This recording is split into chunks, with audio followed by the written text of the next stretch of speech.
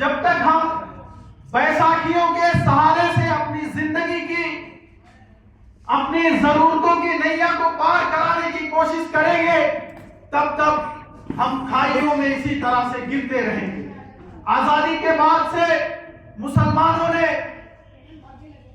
तमाम पार्टियां बनाई। आप अनकरीब 2012 के इलेक्शन में जाइए, डॉक्टर अयूब साहब ने अपनी पार्टी बनाई और अच्छा परफॉर्मेंस दिया, और इन्हीं समाजवादी, बसपा, कांग्रेस ने उन्हें क्या अल्काब से नवाजा और आखिरकार उनको किन किन इल्जामात में फंसाया गया।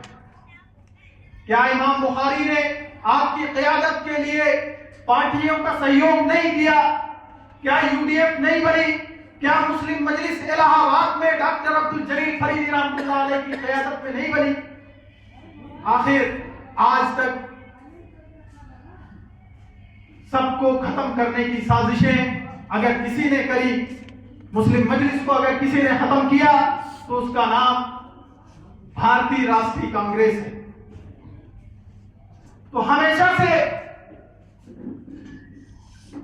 आपको खत्म करने की साजिशें, कोशिशें चलती रही हैं। मैं तफसील में नहीं जाना चाहता, बस 2 मिनट में अपनी बात खत्म करके अपनी जगह लूंगा कि साथियों, हमने सरकारें तो बहुत बनाई और बिगाड़ी। क्या आपको लगता है कि मजलिस आपके हुकूक दिलाने में सक्षम नहीं है? अगर आज अली जनाब बैरिस्टर असदुद्दीन ओवैसी साहब नहीं होते, तो इनके मंचों पर जिस तरह से मुस्लिम लीडरान को 2012 से लेकर 17 तक धक्का दिया गया, जगह जगह पर हम लोग तो एक आम लड़के हैं, बड़े बड़े लीडरान को धक्का देकर समाजवादी और बसपा और कांग्रेस के लोगों ने मंचों से उतारा।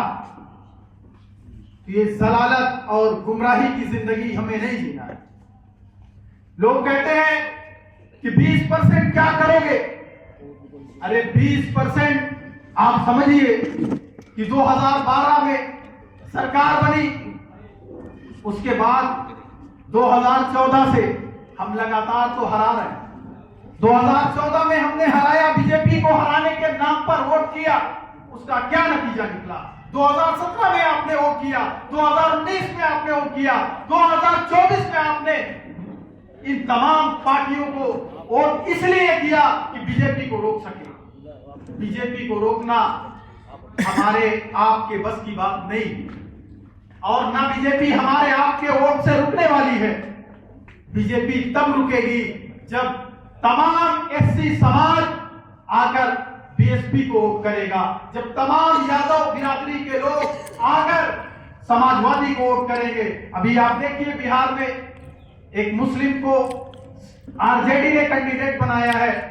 जब आरजेडी के मुस्लिम कैंडिडेट ने जाकर यादव बस्ती में वोट मांगा, तो वहां पर उसको क्या जवाब मिला आपको पता है? देखिए मोबाइल पे आपके चल रहा है, बहुत तेजी से उनका भी वोट हुआ कि हम आपको वोट नहीं देंगे, हम अपनी जाति के आदमी को वोट देंगे, आपको क्यों देंगे? हम लोग आज तक वोट देते आए हैं। साथियों, मैं इन्हीं चंद बातों के साथ अपनी बात खत्म करूंगा। यकीन जानिए, अगर आपने मजलिस के नुमाइंदों को जहां भी मौका दिया है, हैदराबाद में दिया, आपने महाराष्ट्र में दिया, आपने बिहार में दिया है, तो मजलिस का नुमाइंदा डट कर लड़ता है, झगड़ता है आपके हक और हुकूक और इंसाफ के लिए।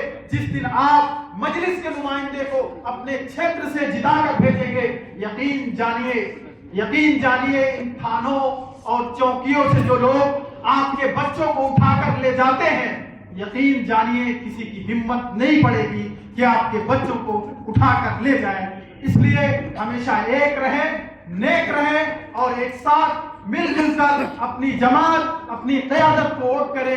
इकबाल कहता है कि मनफात एक है, इस कौम का नुकसान भी एक। मनफात एक है, इस कौम का नुकसान भी एक। दीन भी, ईमान भी, अल्लाह भी एक, हरम पाक भी, अल्लाह भी, कुरान भी एक। कुछ बड़ी बात थी, होते जो मुसलमान भी एक। फिरकाबंदी है कहीं और कहीं जाते हैं, फिरकाबंदी है कहीं और कहीं जाते हैं। कुछ बड़ी बात थी, कुछ बड़ी बात थी, क्या जमाने में पनपने की यही बात है। वाह अकबर। कितनी बड़ी बात को दिखाती है।